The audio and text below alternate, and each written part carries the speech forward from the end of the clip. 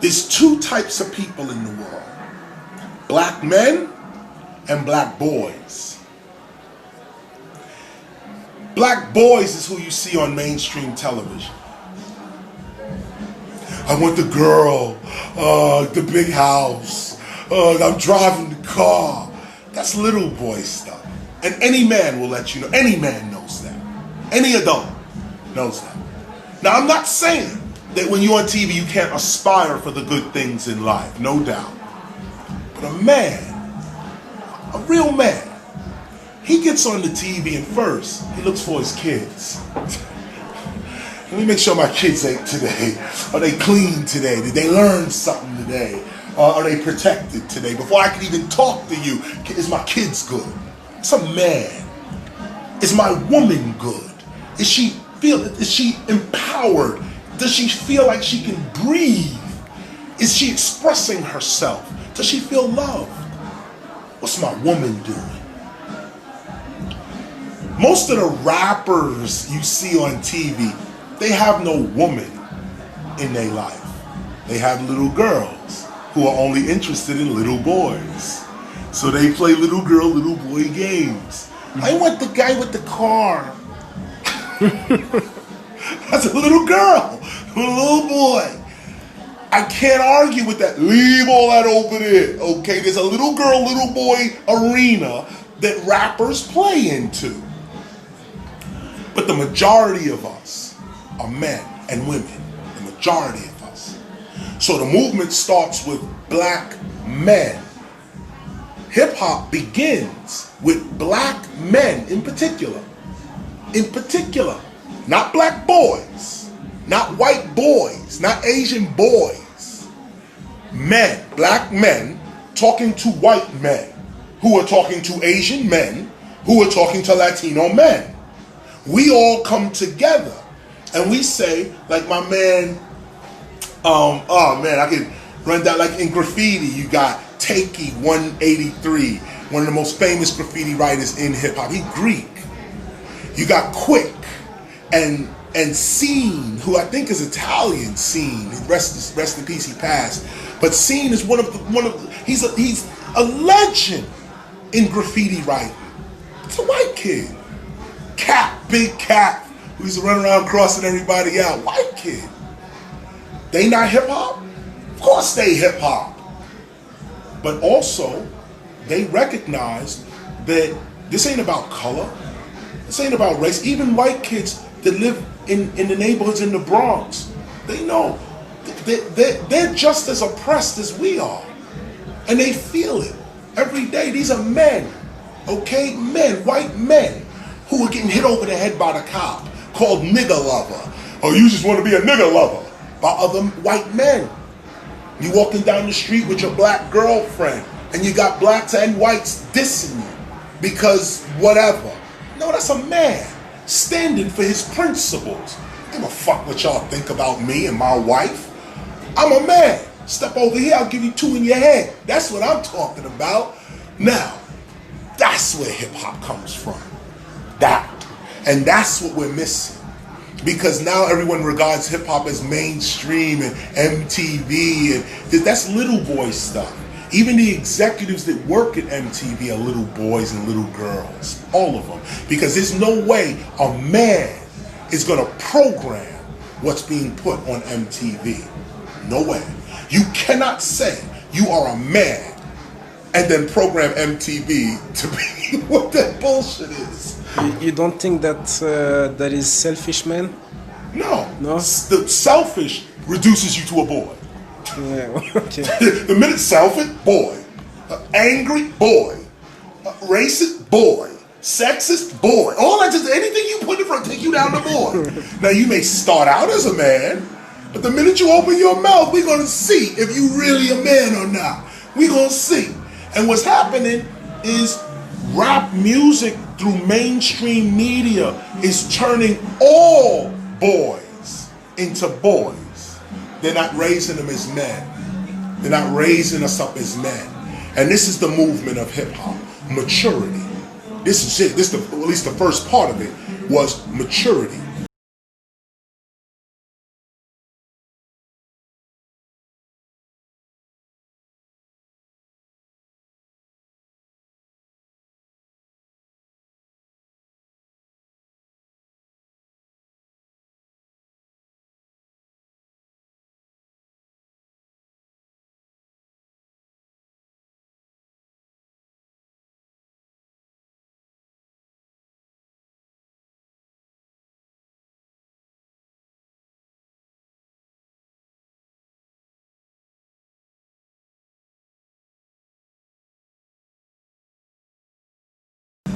I'm not that kind of man. I'm this kind of man. And now we're going to stand on it. What is it? It's Malcolm X. Oh, word. What is it? It's the Black Panther Party. Oh, word. You go to any prison in the United States right now. Go to any prison in the United States. If they know, if the prisoners that are there, if the people, the inmates that are there, if they know that you stood for revolution, you have no problems in prison. If they saw you on the TV, and they in prison, and they saw you on the TV go, gangster, gangster, I got the guns out, we on the corner selling crack. The minute you get in prison, you're finished. You're done. You're done. Oh, you a gangster? Come on in here now. Come on in here with some real gangsters. And let's show you what gangster is. Because the people, most of the inmates in prison started out as boys, went to prison and became men. Then they're in prison, they realize, damn, I shouldn't have killed that person. I shouldn't have robbed that person. But now you in prison. So now you realize yourself, but you in prison. So now you get aggravated with other people who are talking about robbing and shooting and killing and selling drugs. You're like, yo, all you're going to do is wind up right here. So if you dumb enough to be out there talking like that, the minute you come in here, dude, we waiting for you. I'm waiting for you. But now you let somebody like Chuck D or Immortal Technique or Dead Prez or let any of them go to jail for any reason. They'll have dudes washing their underwear out for them and being like, yo, dog, yo, what you stand for, we protecting you on that right now. You let Cypress Hill be real. Let him go to prison and see the Mexicans come around him like a general. Ain't nobody touching Be Real right here. They say it in their language. But this is manhood. Manhood! Yes. Right after manhood, here comes womanhood. And it's not right after, it's really first, and I'm going to show you why. Hip-hop politically begins with men. It begins with black men. It really does. It begins with the attitude of black men. The Latino man was with that too, and then the white man was with that too. But Kool Herc, the father of our culture, the reason he went outside to play his music at 1520 Sedgwick Avenue, actually inside in the community center, the reason he went was because of his sister Cindy Campbell. Cindy, his older sister, was the one who said, yo, Herc, go, as she said, he was a graffiti writer, right? Cool Ass Clyde. And it was his bigger sister that said, could you DJ for my birthday party? And he left the walls and became a DJ and started playing, James Brown and Apache and all these classic records now. But let me go from him to her. Women, not little girls, women, real women, is the purpose of hip-hop, is the glue of hip-hop. It's the glue of it. Men are the outward appearance of hip-hop, black men.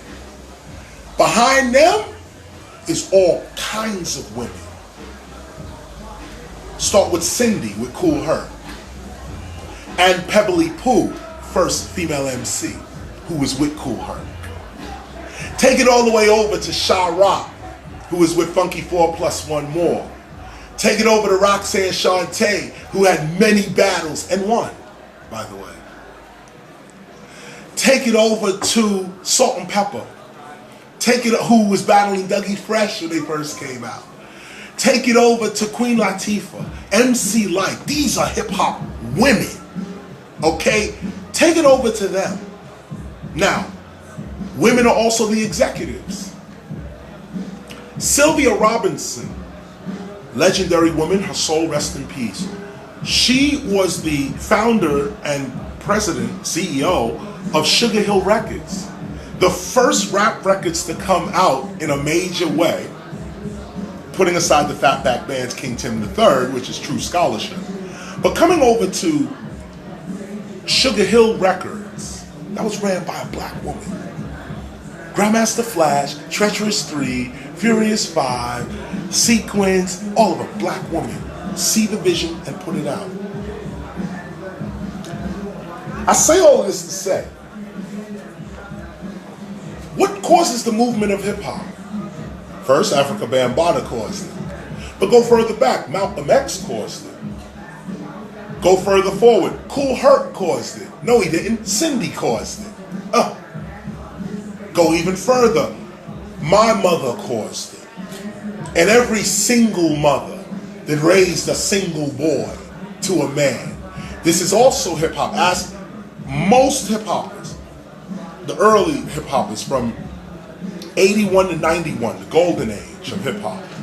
90% of us raised by women. 90% raised by single women. Dad was not around.